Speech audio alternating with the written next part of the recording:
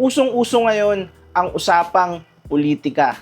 Sa TV, sa online, kahit sa labas. Yun lagi ang pinag-uusapan ng tao. Kaya sa video na to, pag-uusapan natin ang mga wrestlers na matapos makipaglaban sa ring ay pinili nilang magsilbi sa tao. Ito ang mga wrestlers na naging public servant. Unang-una sa listahan natin, si Antonio Inoki, isang Japanese wrestling legend at founder ng New Japan Pro Wrestling. Matapos ang kanyang legendary career ay pumasok siya sa politika at naging member ng House of Councilors. Siya rin ang kilalang diplomat na nagpunta sa North Korea para makapag-usap at magbukas ng dialogue.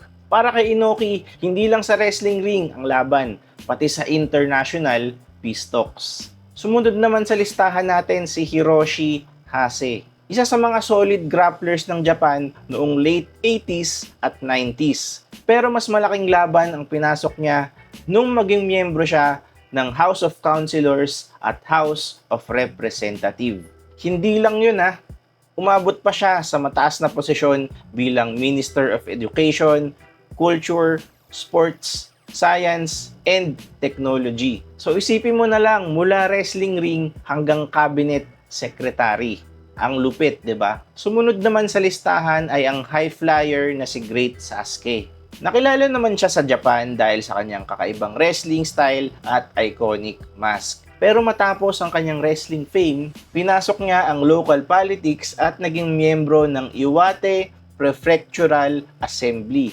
At heto ang fun fact, minsan pumapasok din siya sa assembly na nakamaskara.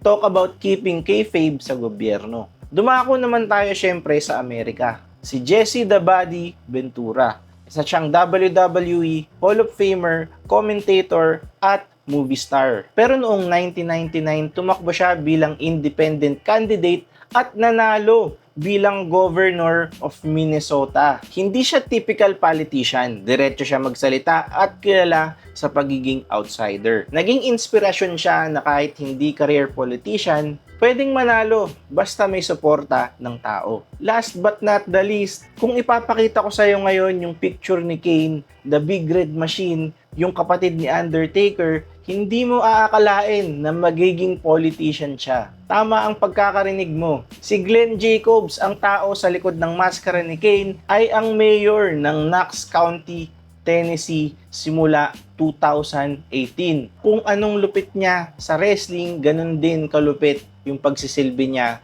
sa kanyang nasasakupan. Dahil noong 2022, na-re-elect ulit siya bilang mayor. Mula sa chokeslam at hellfire sa WWE, ngayon mga budget education at community programs ang pinapasan niya. Literal mula hellfire and brimstone hanggang City Hall. Ito ang mga wrestlers na patunay na kahit lihis sa larangan mo, basta may puso ka, pwedeng-pwede kang magsilbi. Baka meron pa akong nakalimutan I-comment nyo na lang dyan sa baba. Ako nga pala si Wrestling Boy. See you on the next video.